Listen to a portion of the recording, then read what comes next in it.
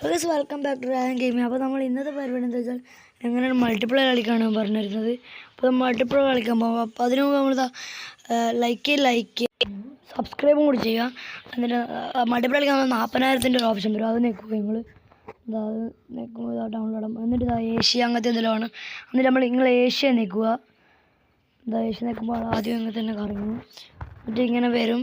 എന്നിട്ട് റേസും കൺവേ എന്ന് പറഞ്ഞിട്ടുണ്ട്. അത് നിങ്ങൾക്ക് റേസ് കളിക്കാൻ കളിക്കാൻ നമ്മളിപ്പോൾ കൺവേനാണ്. അത് കളിച്ചിട്ട് നിങ്ങൾ നെയിം കൊടുക്കുക.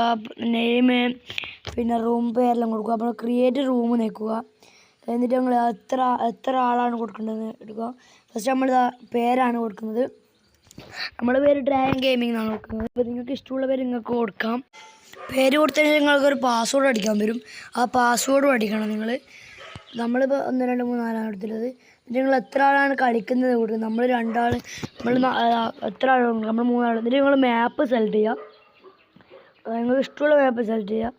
എന്നിട്ട് ക്രിയേറ്റ് നിൽക്കുക. എന്നിട്ട് നിങ്ങൾ നമ്മളിപ്പോൾ കളിക്കുന്നില്ല, നിങ്ങൾ കാണിച്ചു തരുന്നേ ഉള്ളൂ.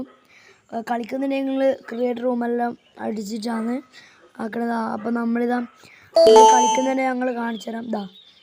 നമ്മൾ ഇപ്പോൾ ആരും വിളിക്കാത്തത് കൊണ്ടാണ്. ഇപ്പോൾ നമ്മൾ എന്നിട്ട് കുറേ ആളെ വരും. എന്നാൽ നിങ്ങൾ സ്റ്റാർട്ട് നിൽക്കുക. അപ്പോൾ നമ്മൾ റൂം എങ്ങനെ ക്രിയേറ്റ് ചെയ്യാമെന്ന് പറഞ്ഞു. അപ്പോൾ നമ്മളെങ്ങനെ ജോയിൻ ചെയ്യാൻ നമ്മൾ പറഞ്ഞുതരാം.